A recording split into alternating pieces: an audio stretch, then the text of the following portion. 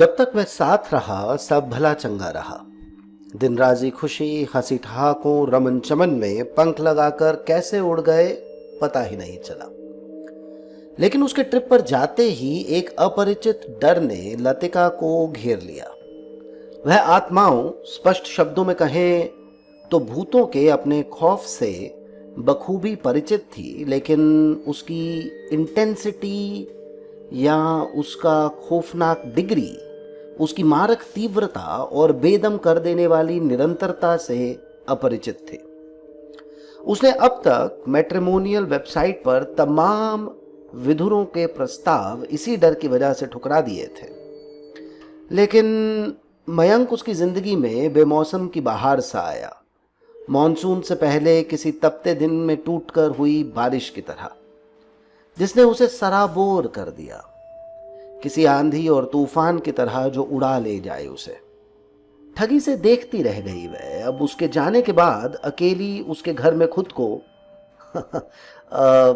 अपने घर में वह होता तो फौरन यही कहता, तुम्हारा अपना घर।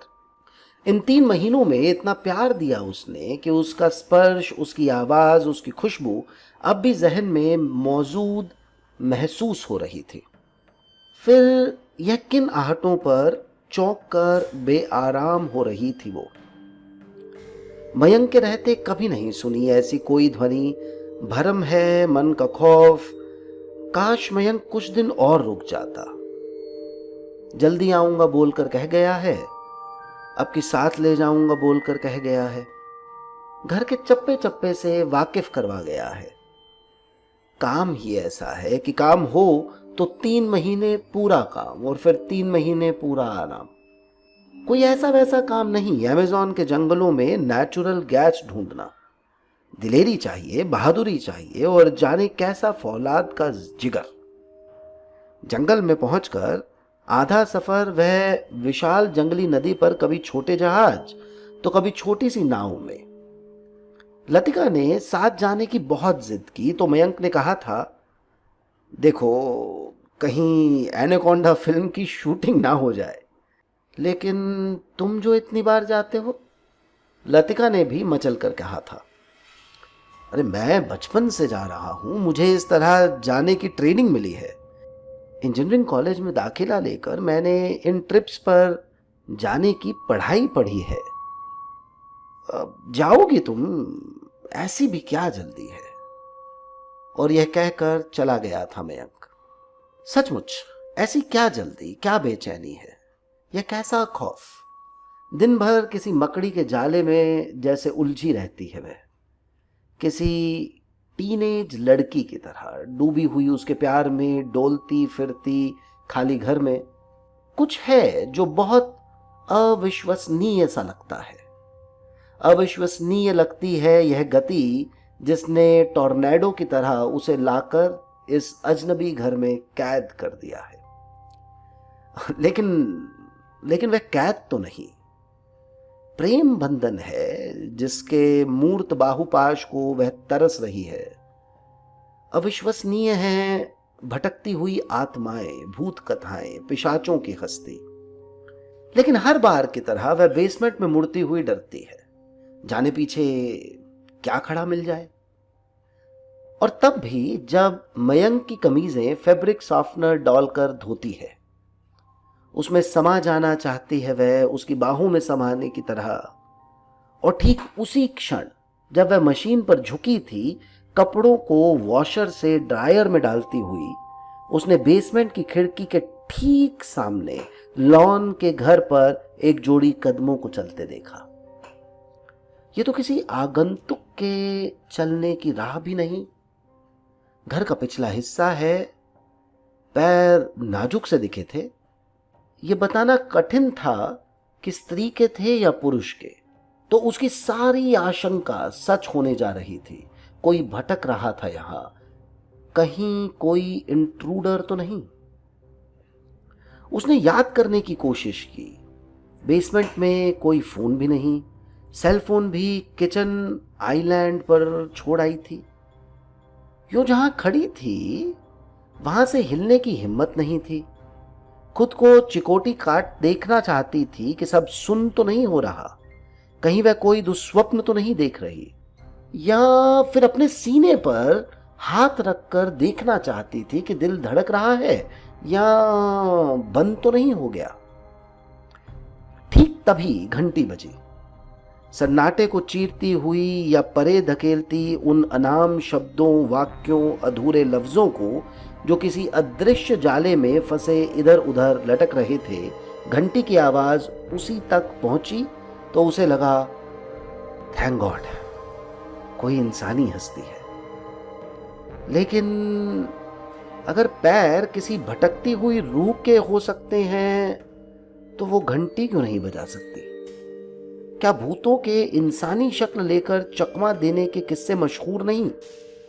और अगर असल इंसान की खाल में इंट्रूडर हुआ तो कोई भला सामने से ना आकर लॉन से घूमता हुआ क्यों आएगा? मयंक की बात याद आने लगी। यहां बहुत से होम ब्रेक इन, बहुत से शूट एट साइट होते हैं। दरवाजा हमेशा अच्छी तरह देख समझकर खोलना, की होल, फिर स्मार्ट डोर और फिर पूछ कर ही। ठीक, स्टेप बाय स्टेप ऐसा ही कर, यानी पहले की होल से, फिर स्मार्ट डोर और फिर पूछ कर। लतिका ने अपने सीधे से बेताब सवाल को अपनी ही आवाज में रूपांतरित शब्दों में सुना। Who is it? वॉलंटियर। थोड़ी देर का विराम हुआ इस एक शब्द के बाद, और फिर उसी आवाज ने कहा, from the cancer research foundation of America. Latika ने दरवाजा खोल दिया। सामने एक अधेड़ उम्र की अमरीकी भद्र महिला खड़ी थी। यहां साल भर के भीतर कैंसर से एक दर्दनाक मौत हुई थी। महिला ने कहना शुरू किया तो लतिका उन्हें भीतर ले आई। पहले उन्होंने मना किया, फिर आकर सोफे पर बैठ गई। हमारी पॉलिसी है कि मृत्यु के 1 साल के भीतर हम मृतक के घर एक बार जरूर जाते हैं। बाकी हमारी मीटिंग्स और शोध चर्चाओं की सूचनाओं की चिट्ठियां आप तक डाक से आती होंगी और आती भी रहेंगी। जी, लतिका ने विनम्रतापूर्वक कहा तो महिला ने भी उतनी ही शिष्ट आवाज में उसका परिचय पूछ लिया। आप? मैं मृतक की रिप्लेसमेंट हूं, नई पत्नी।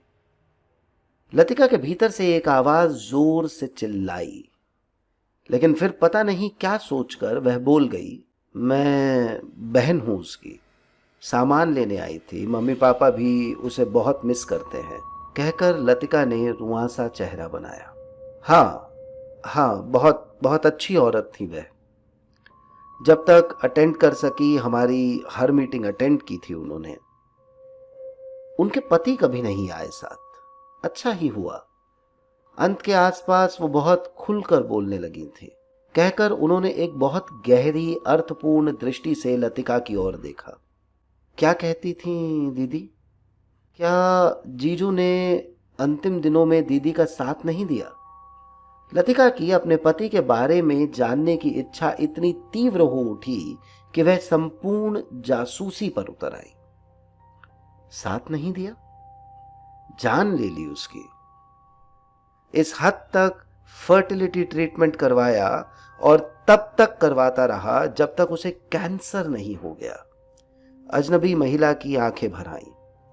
महिला ने जैसे तय कर लिया था कि निकलना भी पड़ा तो प्रोफेशनल दायरे से निकलकर इस केस की अंदरूनी बातें जितनी भी वह जानती थी लड़की के घर वालों तक पहुंचा देगी। वह जानती थी लड़की अपनी फैमिली के संपर्क में थी, लेकिन पता नहीं कितना कहा होगा। पति की उपेक्षा ने उसे बहुत अकेला कर दिया था। हेयर लॉस के बाद से बातें भी बहुत कम होती थी उनकी। दिन भर वह अपने मोबाइल पर ही लगा रहता। बेडरूम अलग, खाने पीने के रूटीन अलग, और फिर आप जानती होंगी उसकी लंबी पोस्टिंग अमेज़न के जंगलों में होती थी। छुट्टियों में भी कहीं और रहने लगा था। हाँ, पैसे की दिक्कत उसने नहीं होने दी, लेकिन प्यार मिलता तो कुछ और समय तक जिंदा रहती वह। अच्छा, अब मैं चलती हूं। अपनी बात खत्म कर वह उठ खड़ी हुई और एक संदिग्ध दृष्टि लतिका पर गाड़ दी कि कहीं तुम इस घर की नई औरत तो नहीं? नई गृह स्वामिनी हो तो सुन लो, जरूरी बात तुम्हारे लिए बताने आई हूं। लतिका को जैसे सांप सूंघ गया। काटो तो खून नहीं। मयंक ने उसे ठीक उलट एक कहानी सुनाई थी। घबराहट शायद एक मामूली सा भाव था।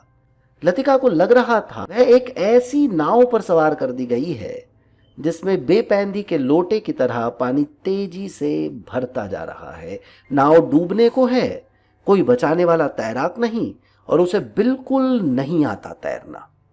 खूब ढेर सारी तसल्ली देकर वॉलंटियर चली गई।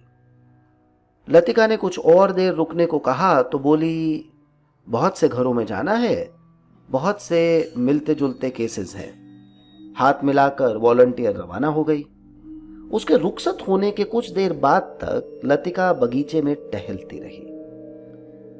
लतिका का लॉन की सेवा में जुटने का मन नहीं हुआ। अप्रैल का महीना था, वसंत अपने चरम पर, हवा खुशनुमा थी, उसमें तमाम अजनबी फूलों के पराग थे। लतिका का इस जगह में यह पहला वसंत था। अनेकानेक रंगों में पेड़ों की शाखों पर प्रस्फुटित होता हुआ। जहां रंग नहीं थे वहां भी मेपल के पत्तों की कलियां थीं और एक ताजी खुशबू पहुंच रही थी लतिका तक। जापानीज मेपल की मैरून कलियां पूरे शहर की सुर्खियों में थीं। लेकिन इस दिलकश समा में भी लतिका का दिल न लगा। उचटा मन लिए वह भीतर आकर सोफे पर पड़ गई। फिर ना जाने किस बेचैनी से संचालित एकदम उठी और कुछ खोज निकालने के इरादे से मयंक की स्टडी में चली गई।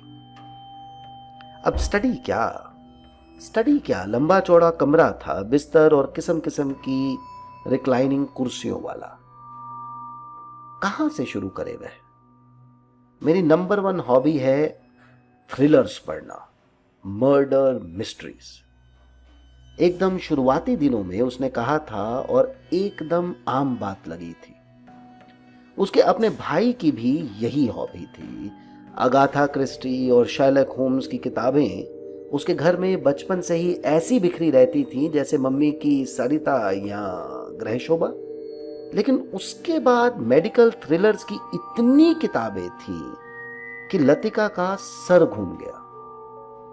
उसमें से एक जिसका शीर्षक ब्लड टेस्ट था, उठाकर वह एक आराम कुर्सी में धंस गई। पहले पन्ने पर मयंक का नाम लिखा था, उसके क्लासिक साइन ऑफ अंदाज में, जिससे उसने उसके दिल, उसके दिमाग, उसकी समूची जिंदगी पर वो हस्ताक्षर किया था कि वह जानती थी। उसके नीचे किताब खरीदने की तारीख थी, महीने और साल के साथ। कहीं कोई बात नहीं थी चौंकाने वाली। किताब जरूर कुछ खौफनाक हो सकती थी। अस्पताल में काम करने वाला एक असिस्टेंट धीरे धीरे कुछ मरीजों को पोटेशियम दे देकर मारता है, इस तरह कि पकड़ा ना जाए। लेकिन अंत में तब पकड़ा जाता है जब बहुत से ठीक होते मरीज अचानक चल बसते हैं और सबकी पोस्टमार्टम रिपोर्ट में पोटेशियम की मात्रा अधिक पाई जाती है। कुछ समय तक अस्पताल में कृत्रिम ढंग से होने वाली मृत्यु का पता तो चल जाता है, लेकिन हत्यारे की तलाश जारी रहती है। सभी सतर्क हैं, सबको नजर रखने की हिदायत है। और ऐसे में एक रात एक मरीज के इंट्रावीनल आयरन इन्फ्यूजन के दौरान नर्स उस असिस्टेंट को बिना कारण पोटेशियम मिलाते रंगे हाथ पकड़ लेती है। होता यह है कि हत्या करने की आदत हो जाने के बाद उससे रहा नहीं जाता। मरीजों को एक साथ बहुत ढेर सारा पोटेशियम चढ़ाकर वह उन्हें तड़प तड़प कर मरता देखता है। लतिका ने भी इंटरनेट पर सर्च कर देखा कि खून में अचानक पोटेशियम की मात्रा बढ़ने से हृदय गति में किस किस्म के जानलेवा उतार चढ़ाव आ सकते हैं। और फिर एक के बाद दूसरा और दूसरे के बाद तीसरा।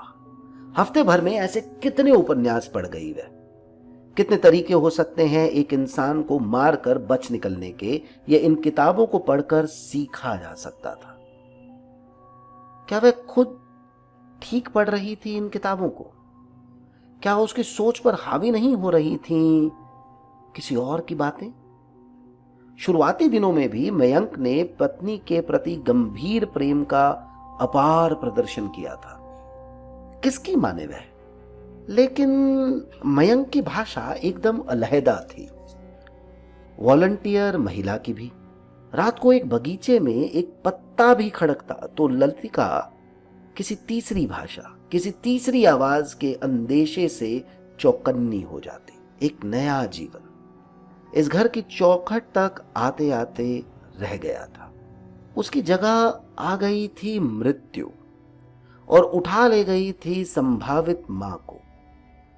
गूंजते गूंजते रह गई थी जैसे एक शिशु की किलकारी, और उसकी जगह पसरा था सन्नाटा। वह याद करना चाहती थी मयंक का प्यार, और उसकी आवाज में उसकी पत्नी की मौत का किस्सा दोहरा रहा था खुद को। कितना कहा था मैंने, बेबी हम एक बच्चा गोद ले लेंगे, केवल तुम्हारा प्यार भी पर्याप्त है मेरे लिए। लेकिन नहीं मानी तो नहीं मानी।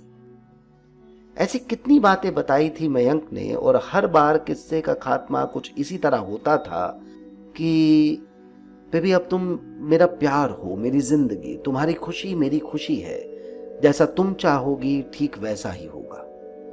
लगातार कहता था वो ये कुछ, और जब इससे भी मुलायम शब्दों के साथ चूमा था उसने लतिका को, तन मन कंचन हो गए थे, जीवन सोने पे सुहागा। फिर कैसी घबराहट थी है? क्या केवल खौफ था अकेलेपन का? वह पास नहीं था, और पास थी बहुत सी ऊल जलूल मुश्किलें। पता नहीं किस घबराहट के लम्हे में उसने फोन उठाया था और मैसेज देखा। My love, my life, my happiness, my world. जी गई थी वह उसका संदेश पढ़कर, और फिर खुद से ही कहा, क्यों सोचती है वह उल्टा पुल्टा? पुरानी बात है कि सबके अपने सच होते हैं, इन्हीं सचों को खंगालते पूरी जिंदगी निकल गई। इतनी दूर आ गई। उसकी पहली शादी, उसके पहले प्यार में की फर्टिलिटी ट्रीटमेंट तो दूर, बेबी के लिए ट्राई तक नहीं किया था उन्होंने। दूरियां ही दूरियां, और पाटना केवल उसकी जिम्मेदारी। इतने झुकाव की अपेक्षा कि झुककर दोहरी हो जाए उसकी कमसिन काया, और इसलिए अकहरी ही छोड़ दी उसने अपनी जिंदगी। ये तो उसके एकाकीपन में मिठास की सेंध सा लगाता मयंक आ पहुंचा था। जिसको मोह लेना कहते हैं, वैसा ही कुछ हुआ था जीवन में पहली बार, और बह जाने दिया था लतिका ने खुद को। लुभा लिया जाने का, मुग्ध हो जाने का आनंद उठाया था उसने एक बार, बिना ज्यादा छानबीन, बिना कोई तहकीकात किए। चिहुक कर उसने फिर फोन उठाया। एक मैसेज और था, दवा खाई बेबी? एकदम से मतली आने लगी उसे। लगा दवा गले में अटक गई है और उबकाई के साथ सब कुछ खाया पिया बाहर निकल आएगा। पता नहीं क्या आया मन में। एक बारगी उसने उसकी कंपनी का नाम गूगल किया, शहर के ब्रांच ऑफिस का नंबर निकाला और मिला दिया। लाइन बिजी का टोन आया। जलाकर उसने फोन रख दिया। लगा जैसे बुखार आ जाएगा, और उसके साथ ही बुखार उतरते वक्त का पसीना भी। अब जो बिजी जैसा सिग्नल आया था, उसका टोन बिजी से अलग था। वह आवाज उधर के फोन के व्यस्त होने की नहीं थी, इधर की लाइन के ठीक काम नहीं करने की थी। और तभी गराज खुलने की आवाज आई। इससे पहले कि वह डर की गिरफ्त में जाती, गराज की ओर का लिविंग रूम का दरवाजा खुला। सामने मयंक खड़ा था। हाय बेबी, कहोगे नहीं व्हाट अ प्लेजेंट सरप्राइज? कहकर मयंक ने अपनी बाहें पसार दी। इसका मतलब था कि लतिका को उसमें समा जाना था। यंत्रवत वह उठी और उसी की आगोश में उसी से छिप गई। शायद चेहरे पर हवाइयां उड़ रही हो। मयंक ने कहा, ब्राजील में अचानक आंधी तूफान आ गया, खास जंगल के जिस कोने में थे वहां। कोई वार्निंग नहीं, शायद खबर भी ना बने उसकी, ऐसे इंटीरियर में काम करते हैं हम। बॉस ने कहा वापस, तो हमने भी वो पहली फ्लाइट पकड़ी कि सीधा और जल्दी से जल्दी तुम्हारे पास। तुम खुश हुई ना डार्लिंग मुझे देखकर? अब मयंक उसे अपने सीने से हटाकर उसके चेहरे के भाव पढ़ रहा था, फेस रीडिंग। उसके जहन में ये जुमला कौंधा था और उसने अपने चेहरे पर उड़ते तूफान को कुछ शांत करने की कोशिश की थी। मयंक के सीने से लगी वह सोच रही थी पहले पुलिस को फोन करे या पापा को। पुलिस के लिए सबूत चाहिए था। उसके इसी इंडिविजुअलिस्टिक स्वभाव ने उसे मुसीबत में डाला था। कुछ दोस्त तो थी अमेरिका में, लेकिन वो बात में। क्या बनाऊं तुम्हारे लिए? तुम फ्रेश हो जाओ, तब तक फटाफट कुछ फेवरेट रेडी करती हूं। उसने जाने कहां से एक मुस्कुराहट को बटोर कर अपने चेहरे पर खींच ली। सेलफोन बगल में किचन स्लैब पर पड़ा था। मम्मी का नंबर 4 कदम दूर था, पर मिलाए कैसे? इतना रोमांटिक उसने मयंक को कभी देखा नहीं था।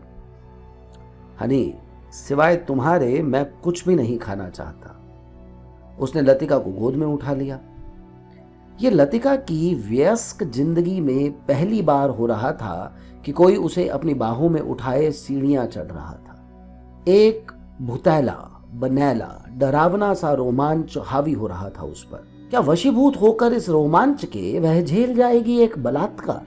क्यों नहीं कह देती चीख कर, झूठे हो तुम, फरेबी, मक्कार, हत्यारे, फंसाया है तुमने मुझे जाने किस जाल में।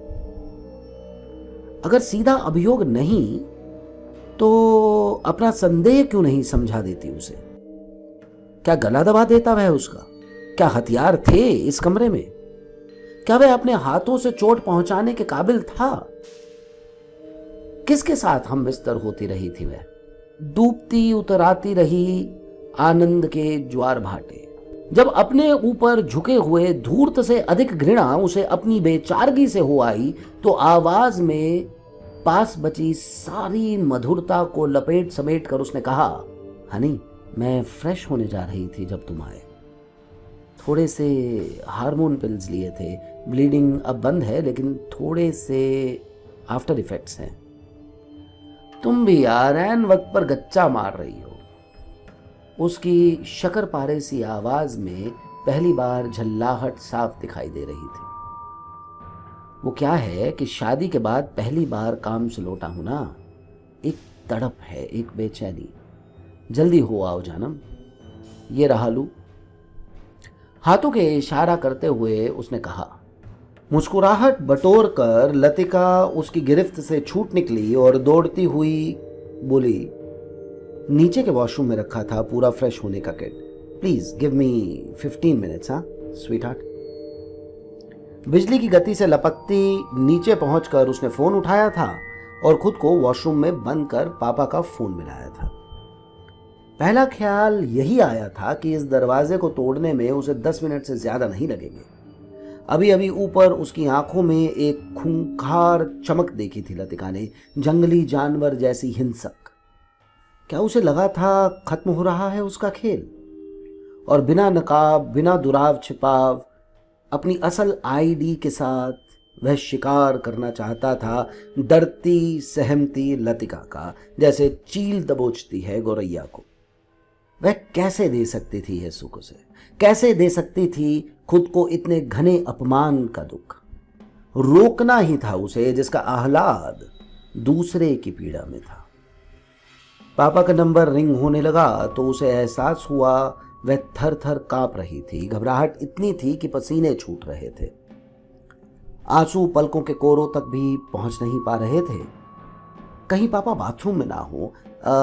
कैसे कहेगी उनसे कि दूसरी बार भी चूक गई, वह गलत खेल गई है जिंदगी की यह कीमती दूसरी पारी भी।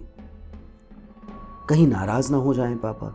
रात आधी से ज्यादा बीत चुकी होगी इंडिया में। मम्मी को फोन इस करके नहीं किया कि एकदम से परेशान हो जाएंगी। उन्हें कभी पता नहीं होता क्या करना है। पापा घबराते भी हैं तो रास्ता बता देते हैं। पता नहीं कितने मिनट बचे हैं उसके पास। दिल धुक धुक कर रहा था कि जाने कब दुनिया का सबसे बड़ा केयर टेकर हाजिर ना हो जाए उसकी खबर तलाशता। Knock knock. All okay honey? उसने सोच दिया था कि पापा को फौरन कॉल बैक करने के लिए कहेगी, दौड़कर गार्डन में चली जाएगी। एकदम आखिरी सिरे पर अगर वह आ गया, कहेगी पापा का बीच रात फोन आया है, घर में किसी की तबीयत खराब है। किसकी तबीयत खराब कहेगी वह? बिल्कुल अच्छी नहीं लगती ऐसी स्कूली बहानेबाजियां उसे लग रहा था बेहोश हो जाएगी। अर्जेंट है पापा, रियल इमरजेंसी। उसने खुद को बोलते सुना और पलक झपकते बगीचे के अंतिम छोर पर पहुंच गई। चप्पल उतार कर खड़ी हो गई घास पर। घास में अब भी नमी थी। इस दोपहर भी सब वैसा ही था, शांत और सुंदर। यह आदमी फ्रॉड है से शुरू होकर उसने पापा को सब कुछ बता दिया था। अचानक हवा कुछ तेज हो गई थी।